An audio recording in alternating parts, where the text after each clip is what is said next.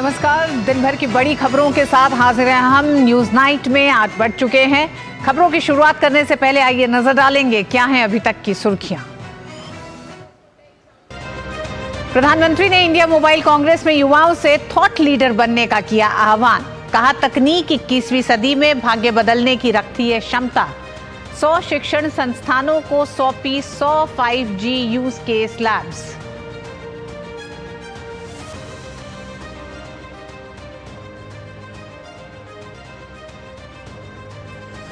PM Modi ने Congress party पर किया तंज। बोले, 10 से 12 साल पहले सरकार ही कर जाती थी हैंग। 2014 में लोगों ने बदल दिया आउटडेटेड फोन। साल 2014 को बताया बदलाव का एक अहम पड़ाव।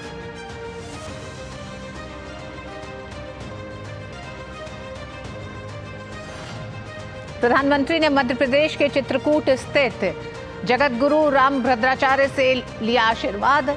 रामभद्राचार्य द्वारा लिखी पुस्तकों का किया विमोचन। कहा, मिट गई कितनी ही भाषाएं, लेकिन संस्कृत आज भी है उतनी ही अक्षुण्ण और अटल।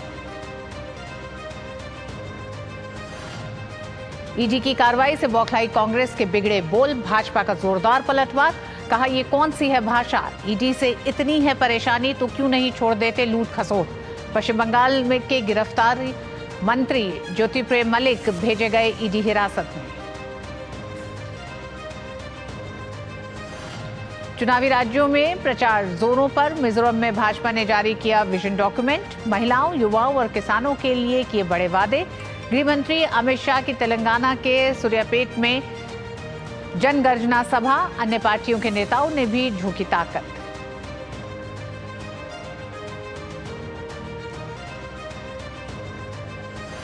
गैंगस्टर केस में मुख्तार अंसारी को 10 साल की सजा, 5 लाख जुर्माना। गाजीपुर की एमपी एमएलए कोर्ट ने सुनाई सजा।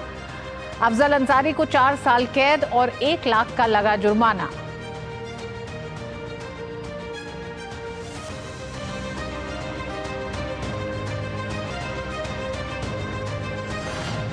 इजराइल हमास संघर्ष के 21वें दिन भी गाजा पर हवाई हमले जारी। इजराइल ने हमास के ठिकानों को बनाया निशाना। तेल अवीव पर गाजा से दागे गए रॉकेट। संयुक्त राष्ट्र ने गाजा में पहुंच रही सीमित मानवीय सहायता पर जताई चिंता।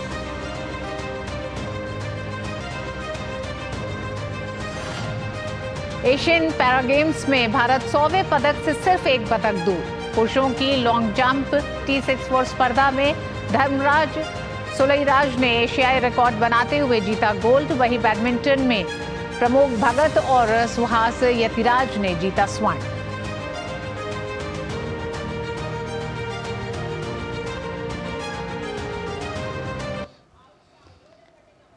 प्रधानमंत्री नरेंद्र मोदी ने सतना के चित्रकूट में श्री सदगुरु सेवा संघ ट्रस्ट में आयोजित किए जाने वाले कई कार्यक्रमों में शामिल हुए। प्रधानमंत्री ने रघुवीर मंदिर में पूजा अर्चना और दर्शन किया। उन्होंने श्री राम संस्कृत महाविद्यालय का दौरा किया और ट्रस्ट के संस्थापक स्वर्गीय श्री अरविंद भाई मफतलाल के शताब्दी वर्ष के अवसर पर उनकी समाधि पर पुष्पांजलि अर्पित की।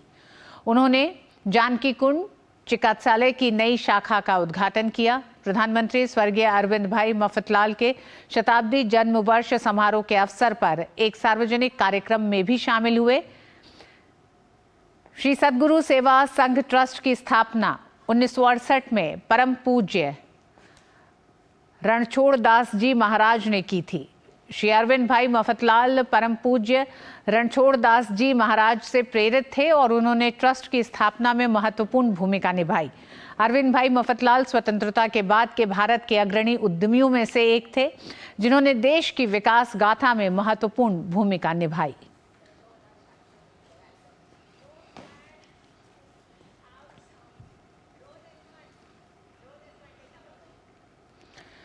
प्रधानमंत्री नरेंद्र मोदी चित्रकूट दौरे के दौरान तुलसी पीठ भी पहुंचे। उन्होंने कांच मंदिर में पूजा अर्चना और दर्शन किया। उन्होंने तुलसी पीठ के जगत गुरु रामभद्राचार्य का आशीर्वाद लिया।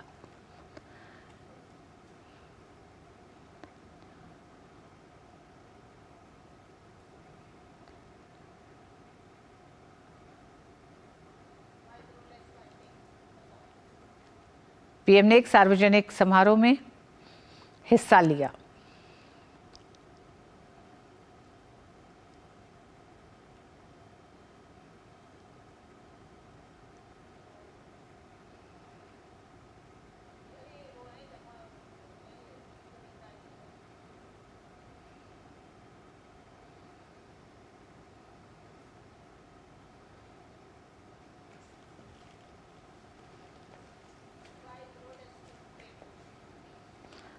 प्रधानमंत्री ने यहाँ एक सार्वजनिक समारोह में हिस्सा लिया जहां उन्होंने 3 पुस्तकों यथा अष्टाध्यायी भाष्य, रामानंदाचार्य चरितम और भगवान श्री कृष्ण की राष्ट्रलीला का विमोचन किया। मध्य प्रदेश के चित्रकूट में तुलसी पीठ एक अत्यंत महत्वपूर्ण धार्मिक और सामाजिक सेवा संस्थान है।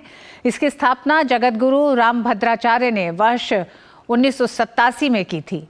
तुलसी पीठ हिंदू धार्मिक साहित्य के प्रमुख प्रकाशकों में से एक है। कार्यक्रम को संबोधित करते हुए जगत गुरु रामभद्राचार्य ने पीएम मोदी को अपना परम मित्र बताया। मेरे 2 मित्र हैं। सांसारिक दृष्टि में लोक में मेरे मित्र हैं नरेंद्र भाई मोदी। ये कोई चाटुकारिता नहीं। भारत के यशस्वी प्रधानमंत्री नरेंद्र भाई मोदी और अलौकिक मित्र हैं भगवान श्री कृष्ण। प्रधानमंत्री ने संस्कृत भाषा को लेकर देश में अपनाए जाने वाले विरोधी रवैये की आलोचना की। उन्होंने कहा कि इस भाषा की उपेक्षा करने वाले कभी फिर सत्ता में वापसी नहीं कर पाएंगे। गुलामी के 1000 साल के कालखंड में भारत को तरह तरह से जड़ों से उखाड़ने का प्रयास हुआ। इन्हीं में से एक था संस्कृत भाषा का पूरा विनाश। हम आजाद हुए, लेकिन जिन लोगों ने गुलामी की मानसिकता नहीं गई, वो संस्कृत के प्रति वैर भाव पालते रहे। कहीं कोई लुप्त भाषा का कोई शिलालेख मिलने पर ऐसे लोग उसका महिमा मंडन करते हैं, लेकिन हजारों वर्षों से मौजूद संस्कृत का सम्मान नहीं करते। दूसरे देश के लोग मातृभाषा जाने तो ये लोग प्रशंसा करेंगे, लेकिन संस्कृत भाषा जानने को ये पिछड़ेपन की निशानी मानते हैं। इस मानसिकता के लोग पिछले 1000 साल से हारते आ रहे हैं और आगे भी कामयाब नहीं होंगे। और खबरों में आगे देखते हैं। प्रधानमंत्री ने इंडिया मोबाइल कांग्रेस के 7वें संस्करण का शुभारंभ किया। आज नई दिल्ली प्रगति मैदान स्थित भारत मंडपम में 3 दिवसीय सम्मेलन में तकनीक को बढ़ावा देने और नवोन्मेष को बढ़ाने पर चर्चा और भविष्य की तैयारियों की रूपरेखा रखी गई। प्रधानमंत्री ने 6G के इकोसिस्टम को मजबूत करने की दिशा में 100 5G लैब्स पहल को शिक्षण संस्थानों को प्रदान किए। इंडिया मोबाइल कांग्रेस एशिया का सबसे बड़ा डिजिटल प्रौद्योगिकी मंच है। देश में 5G का सफलतापूर्वक रीच आउट हो चुका है। नई तकनीक को लेकर देश पल पल आगे बढ़ रहा है। भारत पब्लिक डिजिटल इंफ्रा में दुनिया का सिरमौर बना हुआ है। यही है 21वीं सदी का बढ़ता और बनता हुआ नया Bharat. Space, semiconductor, green tech, telecom, manufacturing सहित अन्य क्षेत्रों में भी भारत के युवाओं का ही भविष्य होगा। ऐसा वक्त है कि हमें टेक्नोलॉजी के एक्सीलेंट एडॉप्टर और इम्प्लीमेंटर्स के साथ साथ टेक्नोलॉजी का थॉट लीडर भी बनना ही होगा। भारत के पास यंग डेमोग्राफी की ताकत है, वाइब्रेंट डेमोक्रेसी की ताकत है। मैं इंडिया मोबाइल कांग्रेस के लोगों, खासकर इसके युवा सदस्यों को आमंत्रित करता हूं कि वह इस दिशा में आए, आगे बढ़े। मैं आपके साथ हूं। भारत मंडपम में लगी प्रदर्शनी भारतीय तकनीक, क्षमता और दक्षता को प्रदर्शित करने वाली है। इसमें यूपीआई की सफलता साफ झलकती है तो कोविन का सामर्थ्य भी है। यहाँ 5G का वर्तमान है तो 6G का भविष्य भी।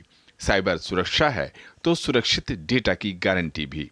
प्रधानमंत्री ने स्पष्ट किया कि उनकी सरकार का मकसद सिर्फ एक है, विकास का लाभ लोकतांत्रिक तरीके से सभी को समान रूप से मिले। कनेक्टिविटी की स्पीड और अवेलेबिलिटी सोशल और इकोनॉमिक दोनों ही रूप से बड़ा परिवर्तन करते हैं।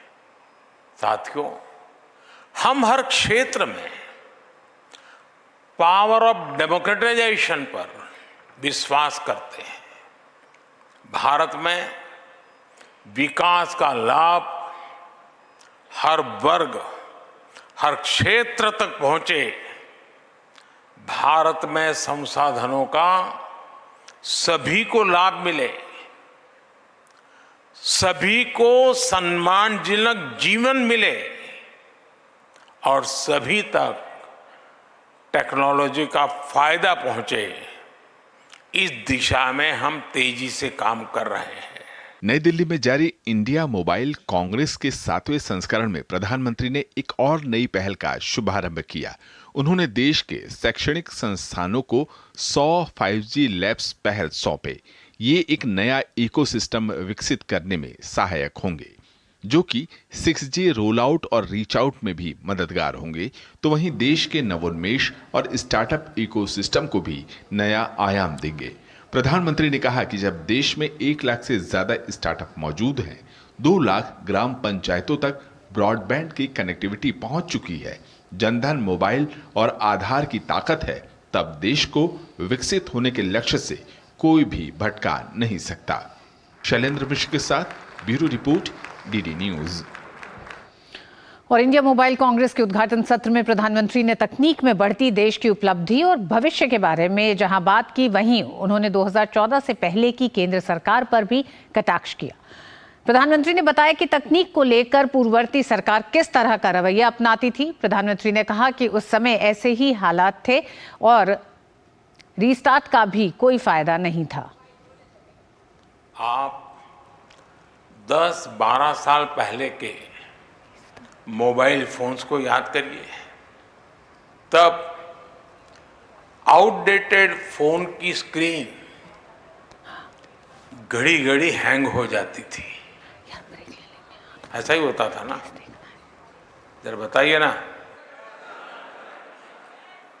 चाहे आप स्क्रीन को कितना भी स्वाइप कर लें, चाहे जितने भी बटन दबा लें, असर कुछ होता ही नहीं था।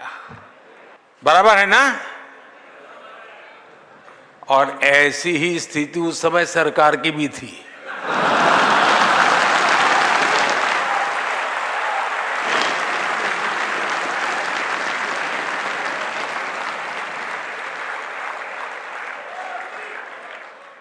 उस समय भारत की अर्थव्यवस्था का, या कहें या तब की सरकार ही हैंग हो गए वाले मोड में थी।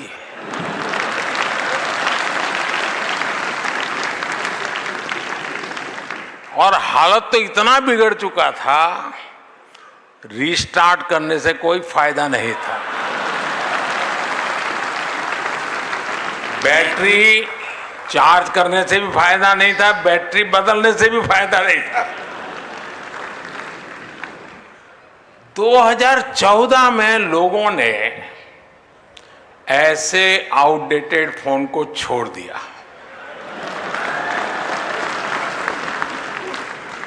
और अब हमें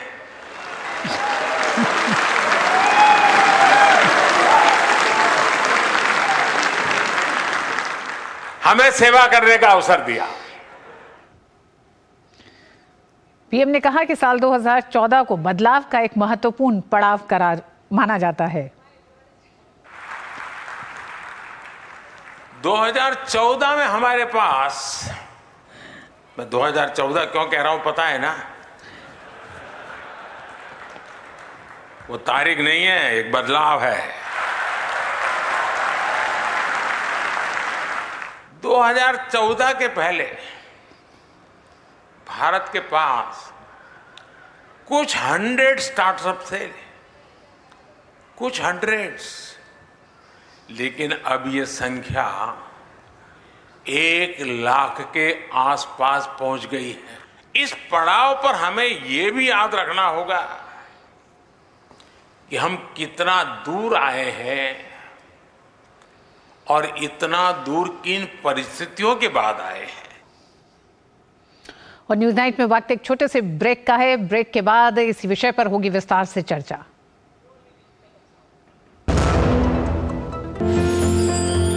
साल, बरस और सदी नहीं, एक युग गुजर जाएगा। उम्र न पूछो वंडर की, जब फर्क नजर आएगा।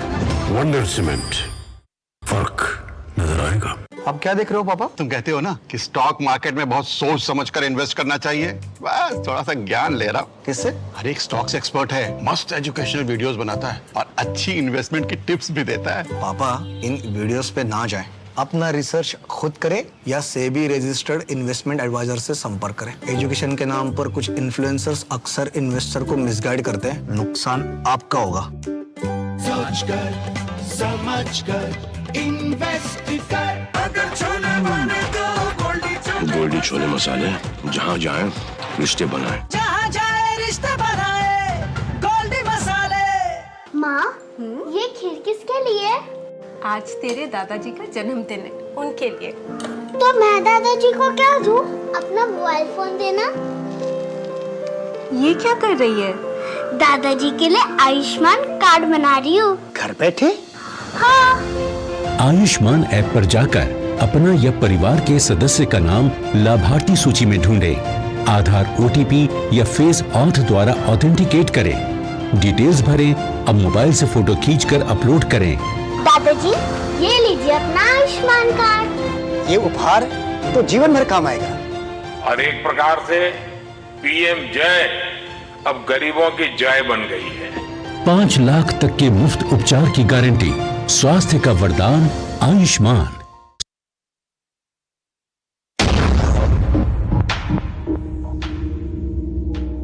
हरदम तैयार है,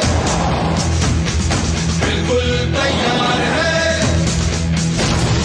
हरदम तैयार है, तैयार है, जी जाने से तैयार है, इसीलिए तो हम लहरों के पहरेदार हैं।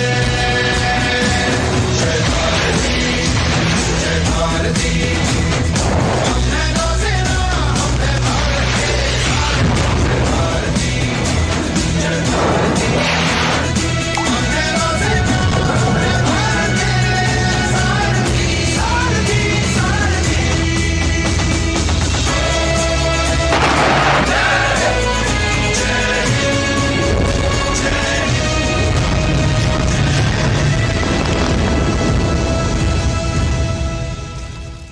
दिन तिनक दिन तिनक दिन दिन तिनक दिन तुम जाना। दिन। अरे गोविंदा जी, आप यहाँ? हाँ बबुआ, हम यहाँ। पर तुम क्या छुपा रहे हो वहाँ?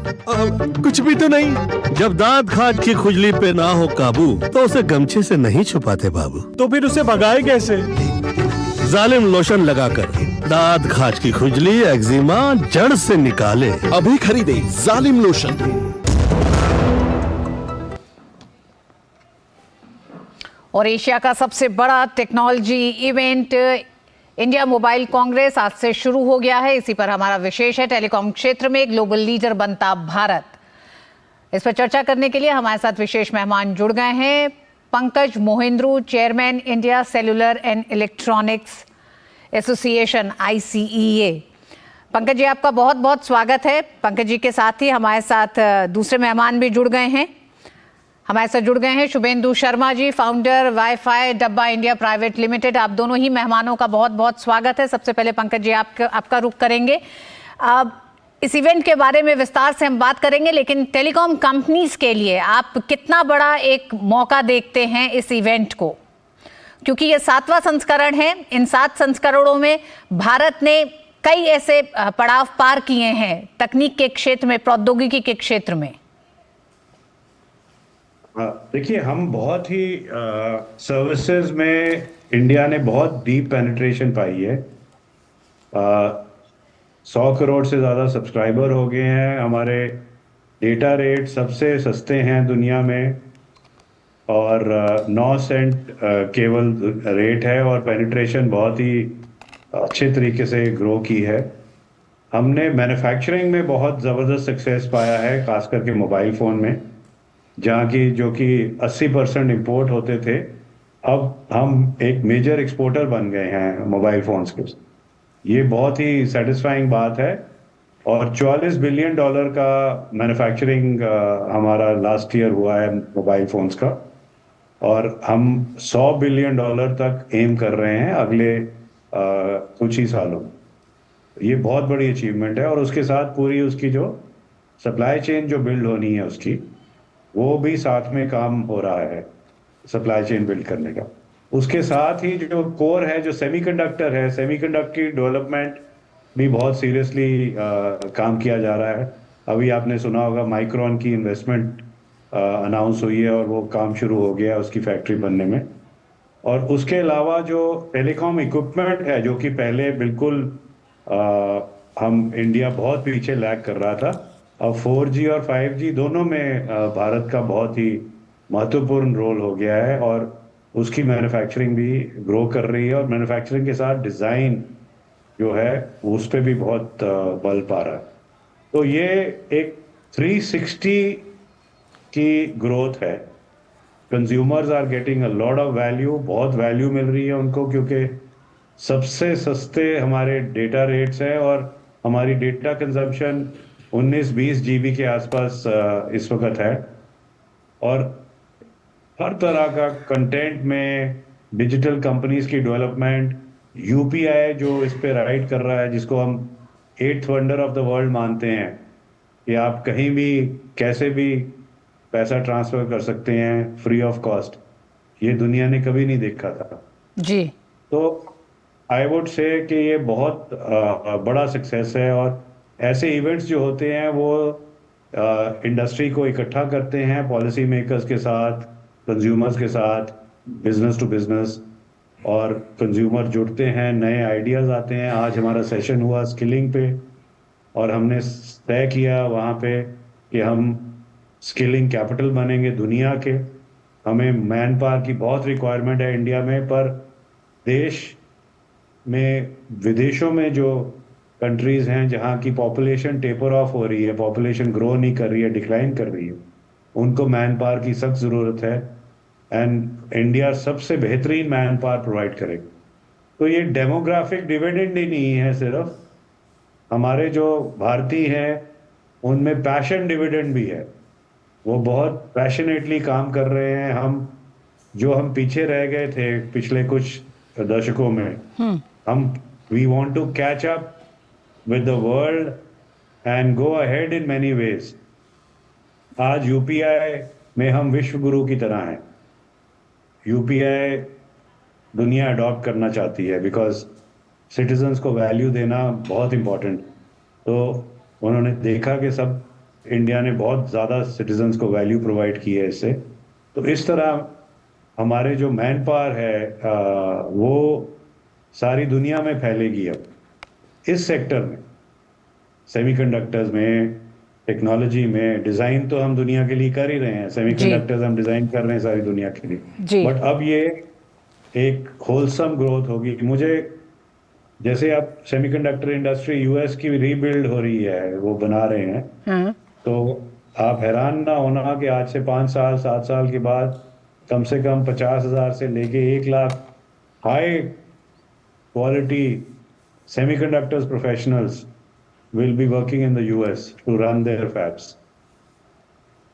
इस सब चीज की फाउंडेशन तैयारी हो रही है। इसीलिए हमारा स्किलिंग का जो सेक्शन था, जो that was the first session in Indian mobile Congress, उस पे इसी चीज का फोकस था कि हम फ्यूचर रेडी कैसे हों 5G के लिए, 6G के लिए, और जो सारा हर तरह का जो वर्टिकल है इसमें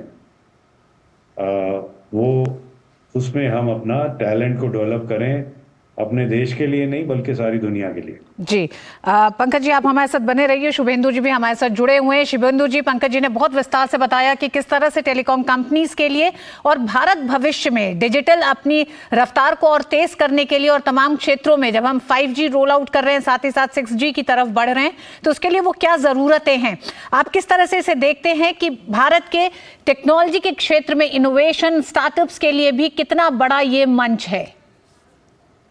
good evening madam, thank you for having me today on your show. मैं पंकज सर ने जो बातें कही सबसे एग्री करता हूँ, केवल एक बात को छोड़ के, जो उन्होंने टाइमलाइन के बारे में बोला कि अगले 5 से 7 साल का जो टाइम देख रहे हैं, मेरे हिसाब से ये आने वाले 2 से 3 साल में हम देख पाएंगे कि किस तरीके से जो सरकार 6G की स्पीड से दौड़ रही है, उसी स्पीड से आप टेक्नोलॉजी की ग्रोथ भी देखेंगे जो जिस तरीके से सरकार काम कर रही है। तो मेरे हिसाब से जो आज का सबसे बड़ा टेक अवे था इस पूरे इवेंट में, डे 1 के इवेंट में, वो था जो अनाउंसमेंट हुआ है हमारे माननीय प्रधानमंत्री के द्वारा, जो उन्होंने 100 5G लैब्स कॉलेजेस में इनॉग्रेट करी हैं, जहां पर अब रियल यूज केसेस डेवलप होंगे।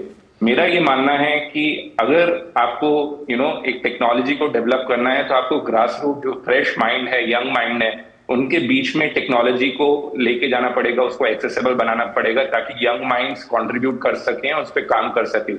मेरा ये मानना है अगले आने वाले 2 सालों में ही इसके अंदर अंदर आप ये देखेंगे कि अगर हर एक जो ये 100 लैब्स जो बन रही हैं, जो बन चुकी हैं, जो बनने जा रही हैं, जिन पे काम चल रहा है, अगर ये आने वाले 2 सालों में, जो कि बहुत ही एक इजीली एक्सेसिबल टारगेट है, अगर हर एक स्टार्टअप लैब जो है, ये जो इनोवेशन लैब जो सेटअप हुई है आज, अगर 100 पेटेंट्स भी फाइल करती हैं तो हम देख रहे हैं 10,000 IP patent slash use cases slash pool create होएगा 5G 6G के क्षेत्र में।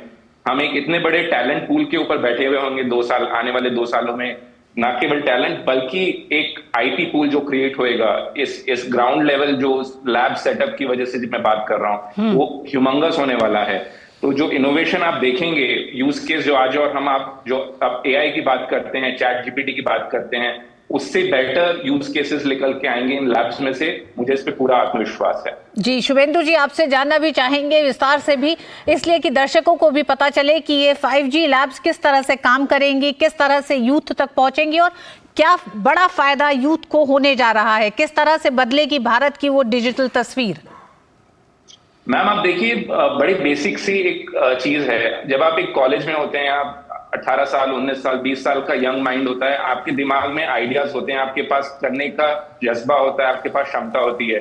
अब उस जज्बे और क्षमता को अगर आप right technology, right tools provide करते हैं तो आप जो जिसे कहते हैं कि आसमान से ऊंची उड़ान भरने के आप सपने अगर देखेंगे तभी उड़ पाएंगे जब आपको प्लेटफॉर्म मिलेगा।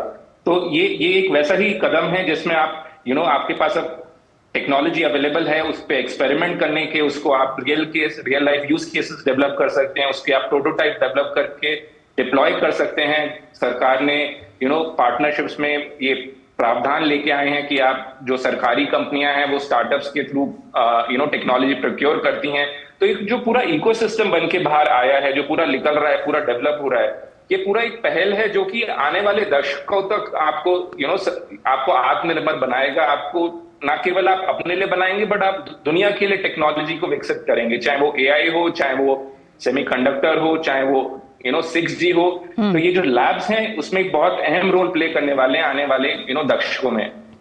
पंकज जी, किस तरह से स्टार्टअप, इन्वेस्टर और बिजनेस के बीच में कनेक्शन बनाने में मदद मिलेगी, क्योंकि तमाम स्टेक होल्डर्स इस पूरी इंडस्ट्री से जुड़े और इसमें कोई एक नहीं, यानी कि टेलीकॉम, डिजिटल इनोवेशन, स्टार्टअप्स, तमाम चीजें एक ही मंच पे होंगी, तो कैसे एक साथ जुड़ने में मदद मिलेगी? देखिए, पहले मैं अपने दोस्त को मुबारक देता हूं कि उन्होंने मुझे कॉन्ट्रडिक्ट किया। यही है पैशन डिविडेंड। देखिए, मैं 5-7 साल की बात कर रहा था, ये 2 साल की बात कर रहे हैं। This proves the theory that what is the passion of our youth and how they are transforming us. ये सिंगल फैक्टर है जो भारत को आगे लेके जाएगा, जो एक डिफरेंट ट्रैजेक्टरी क्रिएट हो रही है, वो यही है। This is the symptom of that. जी पंकज जी, किस तरह से ये पूरा इवेंट स्टार्टअप, इनोवेशन और खासकर एक तरह से अगर हम बिजनेस के बीच में कनेक्शन बनाने की बात करें, मतलब ये मंच कैसे एक दूसरे को नई अपॉर्चुनिटीज भी देगा? ये let me tell you, glass half and glass full, उसकी मैं बताता हूँ कि अभी मैं आपको बताता हूँ कि हम क्या नहीं कर पाए हैं अभी तक। हमने डिजिटल पब्लिक इंफ्रास्ट्रक्चर बहुत अच्छा, बेहतरीन बनाया है। अब सिर्फ स्टार्टअप नहीं गुजारा होता, स्टार्टअप नहीं, हमें ग्लोबल चैंपियंस बनाने हैं इंडिया से।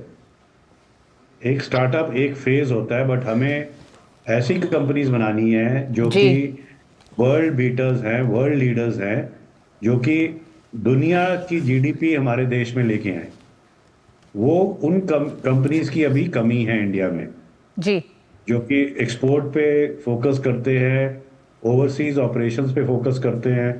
ऐसी कंपनीज हमें क्रिएट करनी है। मोबाइल फोन्स में डिजिटल कंपनीज ऐसी क्रिएट करनी है और सेमीकंडक्टर कंपनीज ऐसी क्रिएट करनी है जो वर्ल्ड लीडर्स हैं।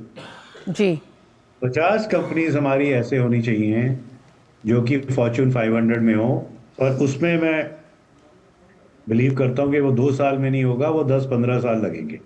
इन्हीं स्टार्टअप्स में से, इन्हीं एग्जिस्टिंग कंपनीज में से ग्लोबल लीडर्स बनेंगे।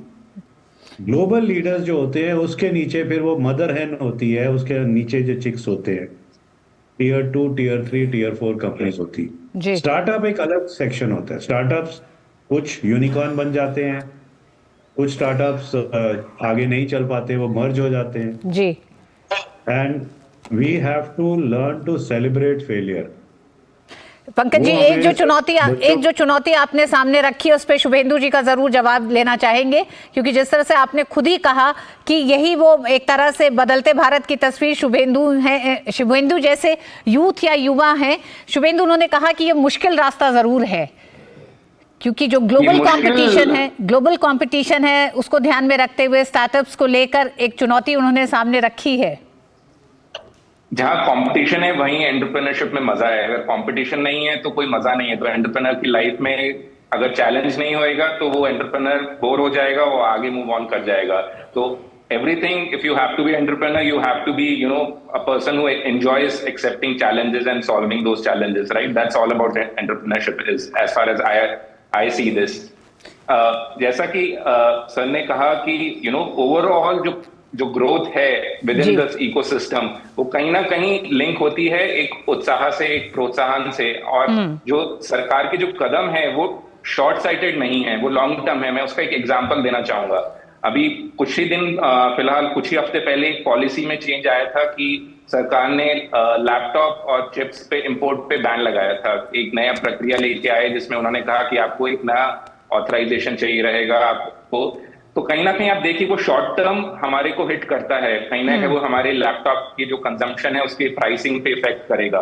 बट अगर आप उसका लॉन्ग टर्म इम्पैक्ट देखें, it is a step towards pushing for manufacturing in this country, right? तो जो the good part about this whole the ecosystem that is getting created over here is a long term play that government is playing over here, which I appreciate. तो अगर आप देखेंगे जो steps लिए जा रहे हैं वो लॉन्ग टर्म के लिए बेनिफिशियल है, might not be the best interest of the short immediate early.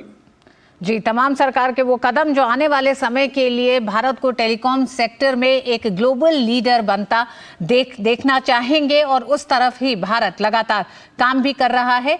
India mobile Congress के दौरान भी 3 दिन के दौरान तमाम ऐसे सेशन रहेंगे जिसमें इस मकसद को लेकर, इस लक्ष्य को लेकर मंत्रणा होगी, चर्चा होगी। बहुत बहुत धन्यवाद आप दोनों ही मेहमानों का हमारे साथ इस चर्चा में जुड़ने के लिए। और न्यूज नाइट में वक्त एक छोटे से ब्रेक का। साल, बरस और सदी नहीं, एक युग गुजर जाएगा। उम्र न पूछो वंडर की, जब फर्क नजर आएगा। वंडर सीमेंट, फर्क नजर आएगा। हाय, पहचाना मुझे? मैं गुड्डी, मैं वही हूँ जो रोज मीलों दूर अपनी माँ के साथ कुएं से पानी लाने जाती थी। अब मेरी माँ मुझे रोज कुएं की ओर नहीं बल्कि स्कूल तक ले जाती है।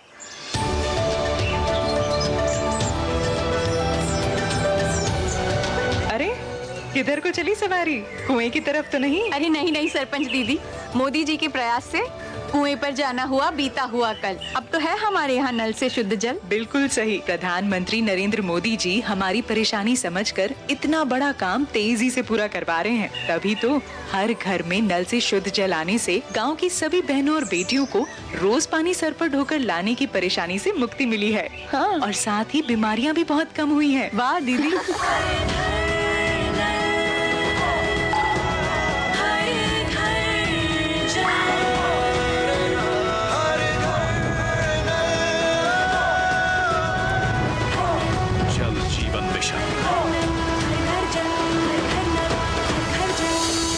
अब क्या देख रहे हो पापा? तुम कहते हो ना कि स्टॉक मार्केट में बहुत सोच समझ कर इन्वेस्ट करना चाहिए, बस थोड़ा सा ज्ञान ले रहा हूँ। किससे? हर एक स्टॉक्स एक्सपर्ट है, मस्त एजुकेशनल वीडियोस बनाता है और अच्छी इन्वेस्टमेंट की टिप्स भी देता है। पापा इन वीडियोस पे ना जाएं, अपना रिसर्च खुद करें या सेबी रजिस्टर्ड इन्वेस्टमेंट एडवाइजर से संपर्क करें। एजुकेशन के नाम पर कुछ इन्फ्लुएंसर्स अक्सर इन्वेस्टर को मिसगाइड करते हैं, नुकसान आपका होगा।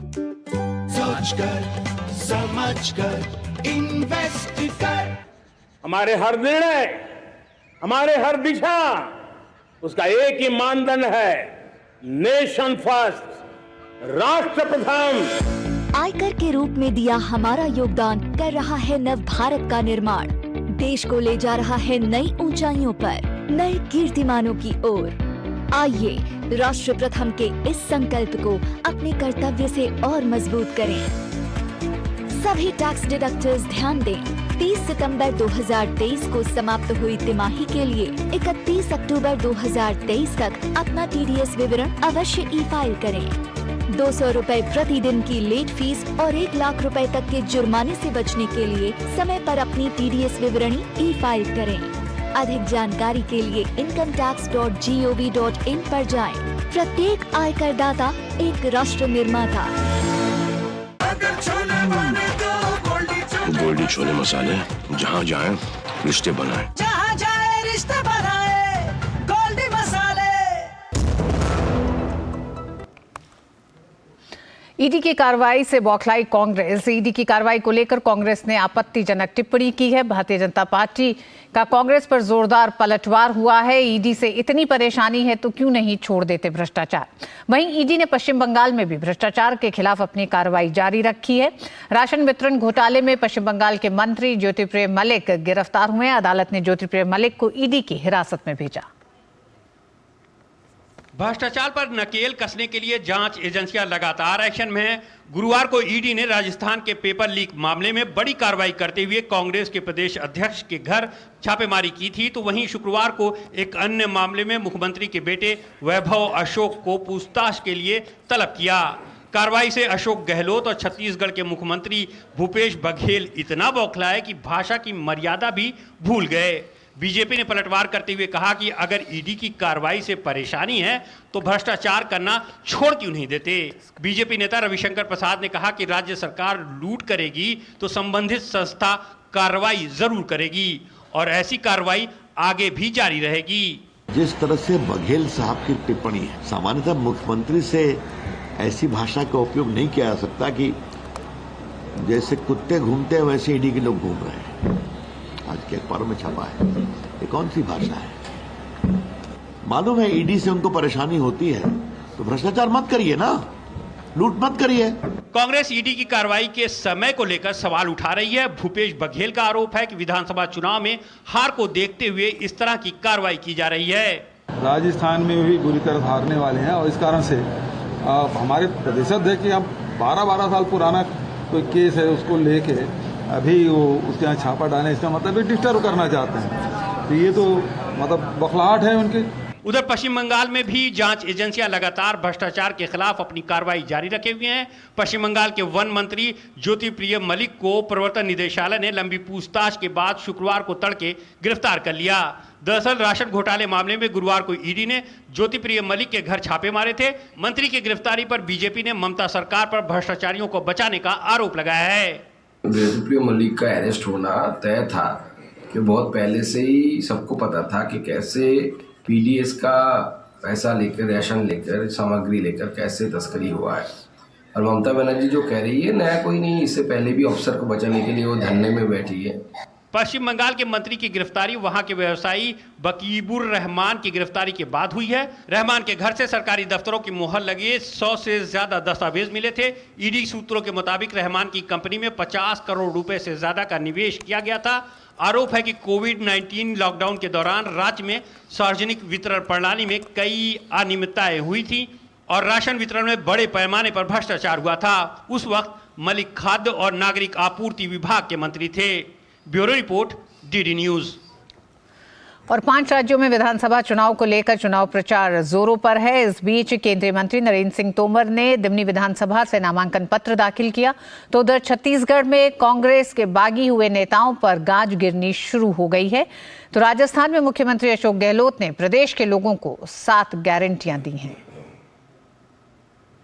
5 राज्यों में विधानसभा चुनाव को लेकर राजनीतिक सरगर्मियां तेज होती जा रही हैं। इस बीच केंद्रीय मंत्री व चुनाव प्रबंधन समिति के संयोजक नरेंद्र सिंह तोमर ने मुरैना जिला कलेक्ट्रेट कार्यालय पहुंचकर दिमनी विधानसभा से बीजेपी प्रत्याशी के रूप में अपना नामांकन पत्र दाखिल किया। इस अवसर पर पार्टी के कई नेता मौजूद रहे। इस बीच मुख्यमंत्री शिवराज सिंह चौहान ने कांग्रेस प्रदेश अध्यक्ष कमलनाथ और वरिष्ठ पार्टी नेता दिग्विजय सिंह के बीच जारी खींचतान पर फिर तंज कसा। साथ ही उन्होंने ईवीएम में छेड़खानी की आशंका को लेकर दिग्विजय सिंह के सवाल का भी जवाब दिया। शिवराज सिंह चौहान ने कहा कि वो अभी से हार के बहाने ढूंढने लगे हैं। कमलनाथ जी कहते हैं कि मेरी चक्की बहुत बारीक पीसती है, लेकिन इस बार दिग्विजय सिंह की चक्की ने कमलनाथ जी को ही पीस दिया। दिग्विजय जी बहुत समझदार है, उनको पता है कि हारने वाले हैं, तो अभी से वो मशीन पे दोष मार के और छुट्टी पाओ। इधर छत्तीसगढ़ में कांग्रेस में टिकट कटने से बगावती हुए नेताओं पर गाज गिरनी शुरू हो गई है। सबसे पहले अंतागढ़ से विधायक अनूप नाग को पार्टी से निकाला गया। कांग्रेस ने उन्हें 6 साल के लिए निष्कासित कर दिया है। टिकट कटने के बाद अनूप नाग निर्दलीय चुनाव लड़ रहे हैं। उनकी जगह इस बार कांग्रेस ने प्रदेश अध्यक्ष और सांसद दीपक बैज को प्रत्याशी बनाया है। इस बीच बीजेपी के राष्ट्रीय उपाध्यक्ष और छत्तीसगढ़ के पूर्व सीएम रमन सिंह ने दावा किया है कि राज्य की जनता वर्तमान सरकार को बदलना चाहती है। किसानों को जो हम लोग सुविधा दे रहे हैं छत्तीसगढ़ में, वो तो हिंदुस्तान किसी राज्य में नहीं मिल रहा है जो हमारे यहाँ है। तो अलग अलग राज्यों के अलग अलग परिस्थितियाँ होती है, उसके हिसाब से निर्णय लेते हैं। भरोसा तो पूरी तरीके से छत्तीसगढ़ की जनता का टूट चुका है। विश्वास, भरोसा तोड़ने का काम तो भूपेश जी ने ही किया है। जन घोषणा पत्र जनता हिसाब मांग रही है, पूछ रही है, और जन घोषणा पत्र के सारे 19 वादे अधूरे हैं, तो भूपेश जी और उनकी सरकार जवाब दे। राजस्थान में विधानसभा चुनाव के बाद अब कुछ ही हफ्तों का समय बचा है। ऐसे में राजनीतिक दल जनता को लुभाने का कोई मौका छोड़ना नहीं चाहते। राजस्थान के मुख्यमंत्री अशोक गहलोत ने प्रदेश के लोगों को 7 गारंटियां दी हैं। राजस्थान में कांग्रेस की सरकार बनती है तो इन गारंटियों को पूरा किया जाएगा। Bureau report, DD news. और उधर मिजोरम विधानसभा चुनाव के लिए भाजपा ने आज अपना दृष्टि पत्र जारी किया। भाजपा के राष्ट्रीय अध्यक्ष जेपी नड्डा ने कहा कि एनडीए के सत्ता संभालने के बाद से क्षेत्र में शांति, समृद्धि और विकास हुआ है। उधर तेलंगाना के सूर्यापेट में केंद्रीय गृह मंत्री अमित शाह ने जनसभा कर कहा कि बीजेपी ही तेलंगाना का विकास कर सकती है। देश के पूर्वोत्तर राज्य मिजोरम में विधानसभा चुनाव के लिए प्रचार जोर पकड़ता जा रहा है। भाजपा के राष्ट्रीय अध्यक्ष जेपी नड्डा ने भाजपा का दृष्टि पत्र जारी किया। उन्होंने कहा कि एनडीए के सत्ता संभालने के बाद से क्षेत्र में शांति, समृद्धि और विकास हुआ है। एक्ट ईस्ट नीति ने पूर्वोत्तर का चेहरा बदल दिया है। Since Prime Minister Modi has come, the definition of politics has changed. Now the definition of politics is politics of performance, politics of accountability, politics of development, politics of developing every area, every region is ours, politics of development of each caste, creed, color, everybody should develop. Prime Minister Modi has taken over as the Pradhan Sevak of the country. We find that there is peace, prosperity and development which is taking place. I would like to share with you that 80% of insurgency has been reduced in the northeastern region. AFSPA has practically, it has been removed from 60, which is to the tune of 66%. So this shows how law and order situation is improving. If we talk about the Act East policy, it has changed the face of Northeast. इधर तेलंगाना के सूर्यापेट में केंद्रीय गृह मंत्री अमित शाह ने जन गर्जना सभा को संबोधित किया। उन्होंने कहा कि कांग्रेस और बीआरएस तेलंगाना का विकास नहीं कर सकते, केवल पीएम मोदी के नेतृत्व में बीजेपी ही तेलंगाना का विकास कर सकती है। मैं आज तेलंगाना की जनता को बताने आया हूं, तेलंगाना का भला ना टीआरएस कर सकती है, ना कांग्रेस कर सकती है। तेलंगाना को संपूर्ण विकसित केवल और केवल भारतीय जनता पार्टी नरेंद्र मोदी जी के नेतृत्व में कर सकते हैं। 550 साल से भगवान टेंट में रहते थे, आज घोषणा हो चुकी है 22 जनवरी को मोदी जी वहां जाकर प्राण प्रतिष्ठा करने वाले हैं। सूर्यापेट वालों, आप भी टिकट बुक करा कर रखना। जनवरी के अंत में अयोध्या में राम जन्मभूमि पर वही जगह पर प्रभु श्री राम का गगनचुंबी मंदिर बनकर तैयार हो जाएगा। भाजपा ने एपी मिथुन कुमार रेड्डी को तेलंगाना के महबूबनगर विधानसभा क्षेत्र से अपना उम्मीदवार घोषित किया है। कांग्रेस अध्यक्ष मल्लिकार्जुन खड़गे ने तेलंगाना विधानसभा चुनाव पर सीईसी बैठक की अध्यक्षता की।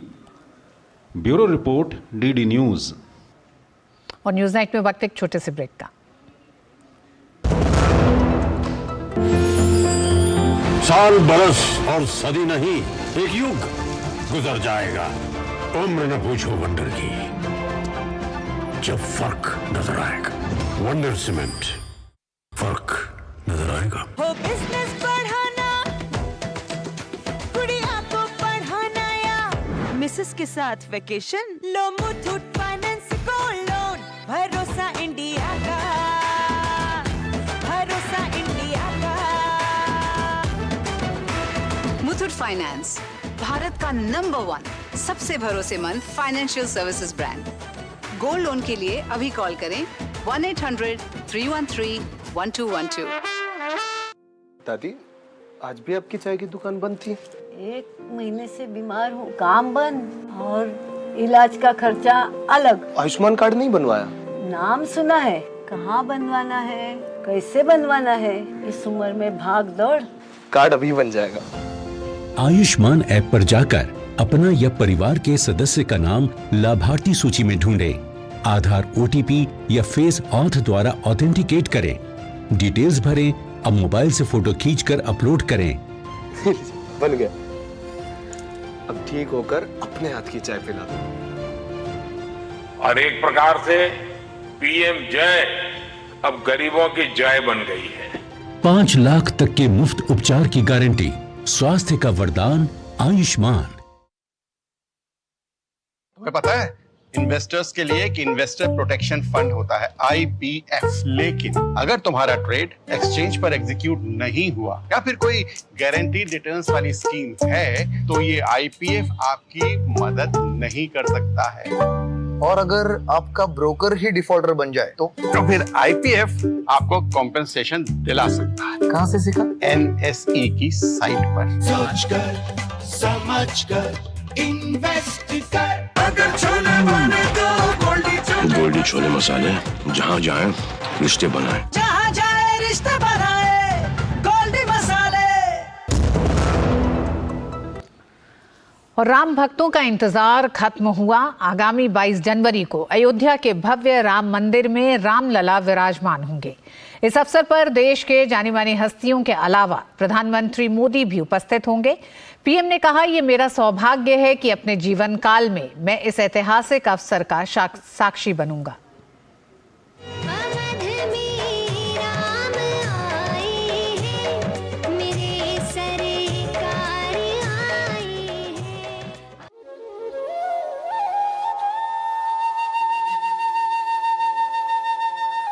रामलला 22 जनवरी 2024 को भव्य राम मंदिर के गर्भगृह में अपने स्थान को सुशोभित करने जा रहे हैं। सदी की इस महत्वपूर्ण खबर ने उन करोड़ों श्रद्धालुओं को जीवन के सार्थक हो जाने का एहसास दिया है, जिनकी कई पीढ़ियां भव्य राम मंदिर की बाट जोह रही थीं। पिछले 500 सालों से अयोध्या में रामलला के मंदिर के लिए संघर्ष करने वालों को अब जिस आनंद की अनुभूति हो रही है, उसे शब्दों में बयान नहीं किया जा सकता। संघर्ष का सफर लंबा था, लेकिन धैर्य ने विश्वास को आखिरकार धरातल पर उतार ही दिया। भव्य राम मंदिर के उद्घाटन को लेकर प्रधानमंत्री मोदी ने कहा, मुझे अयोध्या में श्री राम जन्मभूमि तीर्थ क्षेत्र ट्रस्ट द्वारा प्राण प्रतिष्ठा समारोह में शामिल होने का निमंत्रण मिला है। श्री राम जन्मभूमि ट्रस्ट के महासचिव चंपत राय ने बताया कि श्री राम जन्मभूमि के ट्रस्टी ने प्रधानमंत्री से मिलकर उन्हें आमंत्रित किया था, जिसे प्रधानमंत्री ने सहर्ष स्वीकार कर लिया। हमने उन्हें अयोध्या 22 जनवरी 2024 को पधारकर नए बन रहे मंदिर के गर्भगृह में भगवान राम के नूतन विग्रह की प्राण प्रतिष्ठा अपने करकमलों से करने का निवेदन किया। प्रसन्नता की बात है, प्रधानमंत्री जी ने हमारा निवेदन स्वीकार किया। वे प्राण प्रतिष्ठा के अवसर पर अयोध्या में उपस्थित रहेंगे। अयोध्या के राम मंदिर में रामलला की प्राण प्रतिष्ठा 22 जनवरी को होगी। पीएम मोदी के न्योता स्वीकार करने के बाद समारोह से पहले ही राम मंदिर को लेकर राजनीति भी तेज हो गई है। विपक्षी दल, खासतौर पर कांग्रेस, जो सदैव अपने सियासी फायदे के लिए भगवान श्री राम के अस्तित्व को ही नकारती रही, अब भगवान श्री राम के भव्य मंदिर निर्माण के श्रेय में भी हिस्सेदारी चाहती है। क्या राम मंदिर भारतीय जनता पार्टी का मंदिर है? ये हमारे देश के हर व्यक्ति का मंदिर है, हमारे सनातन धर्म का एक बहुत बड़ा प्रतीक है और मुझे बड़ी खुशी है कि राम मंदिर अंत में बन रहा है। आप इसको एक पार्टी का प्रोग्राम बना रहे हैं, क्या ये पार्टी का प्रोग्राम है और एक ही व्यक्ति विशेष का ही प्रोग्राम है? तो ये मेरी तो समझ में नहीं आता। भगवान तो सबके हैं ना। एक ऐतिहासिक क्षण है, लंबे संघर्ष के बाद ये राम मंदिर बन रहा है। इस पे किसी तरीके की राजनीति नहीं होनी चाहिए या राजनीतिक फायदा उठाने का काम नहीं करना चाहिए। रामलला के प्राण प्रतिष्ठा समारोह में पीएम मोदी के न्योता स्वीकार करने के बाद उत्तर प्रदेश में उत्साह का माहौल है। उत्तर प्रदेश के डिप्टी सीएम केशव प्रसाद मौर्य और ब्रिजेश पाठक ने कहा कि ये सभी देशवासियों के लिए गौरव का क्षण है। श्री राम जन्मभूमि तीर्थ क्षेत्र ट्रस्ट के आमंत्रण पर 22 जनवरी 2024 को रामलला हम आएंगे, मंदिर भव्य बनाएंगे, तारीख भी बता रहे हैं। यह सुन करके एक राम भक्त के रूप में, श्री राम जन्मभूमि आंदोलन के एक सिपाही के रूप में मेरे लिए भी बहुत गौरव का क्षण है। बहुत ही मन आह्लादित हुआ है, प्रसन्न हुआ है और हम सब पलक पावड़े बिछाकर इंतजार कर रहे हैं कि माननीय प्रधानमंत्री जी जिस क्षण प्रभु रामलला को भव्य दरबार में स्थापित करने के उपरांत लोकार्पण करेंगे। जन्म स्थान पर रामलला का विराजमान होना भारत के सांस्कृतिक इतिहास की एक बड़ी घटना होगी। जाहिर है, सनातन धर्मावलंबियों के लिए ये घटना एक ऐतिहासिक संघर्ष की पूर्णाहुति है, जिसका उद्घोष सदियों तक संस्कृति को गुंजायमान रखेगा। ब्यूरो रिपोर्ट इनपुट के साथ नूतन शर्मा की रिपोर्ट, डीडी न्यूज।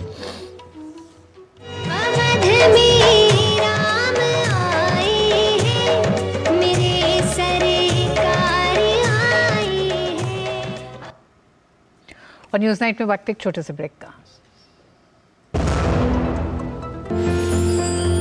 साल, बरस और सदी नहीं, एक युग गुजर जाएगा। उम्र न पूछो वंडर की, जब फर्क नजर आएगा। वंडर सीमेंट, फर्क नजर आएगा। अब क्या देख रहे हो पापा? तुम कहते हो ना कि स्टॉक मार्केट में बहुत सोच समझकर इन्वेस्ट करना चाहिए। बस थोड़ा सा ज्ञान ले रहा हूँ। किससे? हर एक स्टॉक्स एक्सपर्ट है, मस्त एजुकेशनल वीडियोस बनाता है और अच्छी इन्वेस्टमेंट की टिप्स भी देता है। पापा, इन वीडियोस पे ना जाएं। अपना रिसर्च खुद करें या सेबी रजिस्टर्ड इन्वेस्टमेंट एडवाइजर से संपर्क करें। एजुकेशन के नाम पर कुछ इन्फ्लुएंसर्स अक्सर इन्वेस्टर को मिसगाइड करते हैं, नुकसान आपका होगा। सोच कर, समझ कर, इन्वेस्ट कर। अगर छोले बने तो गोल्डी छोले मसाले, जहाँ जाए रिश्ते बनाए, जहाँ जाए रिश्ते बनाए, गोल्डी मसाले। हमारे हर निर्णय, हमारे हर दिशा, उसका एक ही मानदंड है, नेशन फर्स्ट, राष्ट्र प्रथम। आयकर के रूप में दिया हमारा योगदान कर रहा है नव भारत का निर्माण। देश को ले जा रहा है नई ऊंचाइयों पर, नए कीर्तिमानों की ओर। आइए राष्ट्र प्रथम के इस संकल्प को अपने कर्तव्य से और मजबूत करें। सभी टैक्स डिडक्टर्स ध्यान दें, 30 सितंबर 2023 को समाप्त हुई तिमाही के लिए 31 अक्टूबर 2023 तक अपना TDS विवरण अवश्य ई-फाइल करें। 200 रुपए प्रतिदिन की लेट फीस और 1 लाख रुपए तक के जुर्माने से बचने के लिए समय पर अपनी TDS विवरणी ई-फाइल करें।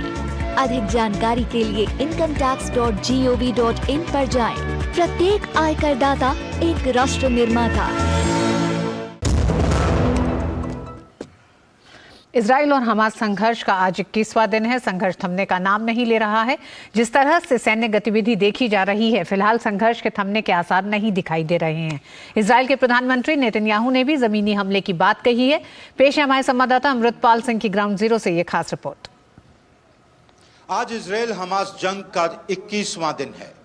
अब जंग अपने चौथे हफ्ते में एंटर कर रही है। यह जंग और तीव्र होती जा रही है दिन बर दिन। कल रात दूसरे दिन लगातार इजराइल ने लोकलाइज रेड्स की। लोकलाइज रेड्स का मतलब है कि इनकी छोटी सैन्य टुकड़ियां गाजा पट्टी के अंदर गईं, सेंट्रल गाजा के अंदर गईं। फाइटर जेट्स से बॉम्बार्डिंग हो रही थी, इनको कवर फायर मिल रहा था, यूएवी से, ड्रोन से सर्वेलेंस हो रही थी और ये टुकड़ियां अंदर गईं। इन्होंने हमास का इंफ्रास्ट्रक्चर अटैक किया और उसको नेस्तनाबूद किया। वहीं रीजनल स्पिलओवर का खतरा लगातार बना हुआ है। सीरिया में कल इजराइल ने अटैक किया और कहा कि ईरान बेस्ड मिलिशिया को खत्म किया। वहीं हिजबुल्लाह के साथ इंटरमिटेंट झड़पें हो रही हैं, फायरिंग हो रही है, मिसाइल्स फायर किए जा रहे हैं हिजबुल्लाह की तरफ से लेबनान से इजराइल के अंदर, और वहीं इजराइल उसकी जवाबी कार्रवाई भी कर रहा है। तो कूटनीतिक प्रयासों के बावजूद लड़ाई लगातार तीव्र हो रही है और बढ़ती भी जा रही है। कैमरामैन SP दुबे के साथ Amritpal Singh, DD news, West Bank border. और न्यूज नाइट में आज बस इतना ही। हमें दीजिए अनुमति, जाते जाते आपको छोड़ जाते हैं कुछ अन्य महत्वपूर्ण खबरों के साथ। नमस्कार। राष्ट्रपति द्रौपदी मुर्मू आज तमिलनाडु के चेंगलपेट जिले के उथांडी स्थित भारतीय समुद्री विश्वविद्यालय के 8वें दीक्षांत समारोह में शामिल हुई। इस मौके पर राष्ट्रपति ने उत्तीर्ण छात्रों को स्वर्ण पदक और प्रमाण पत्र प्रदान किए।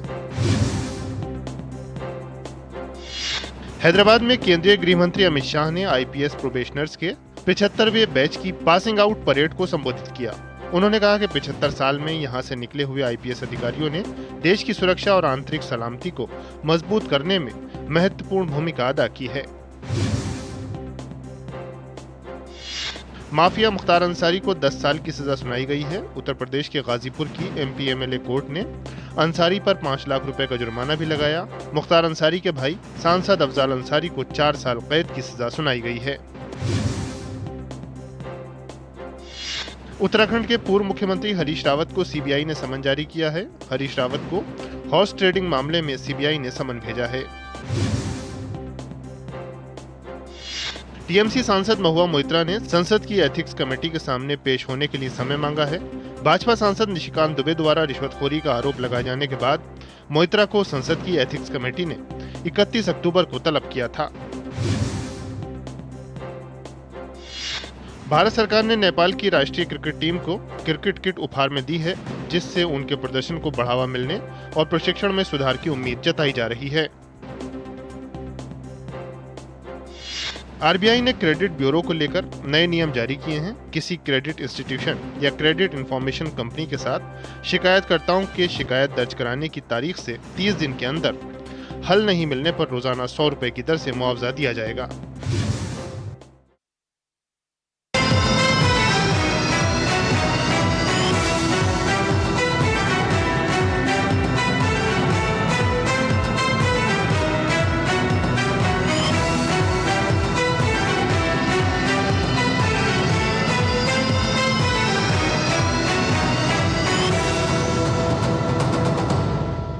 न्यूज नाइट के प्रायोजक थे जालिम लोशन, दाद खाज खुजली से तुरंत आराम, जालिम लोशन, और मुगली घुट्टी 555, हंसता बचपन खिलता बचपन, मुगली घुट्टी 555।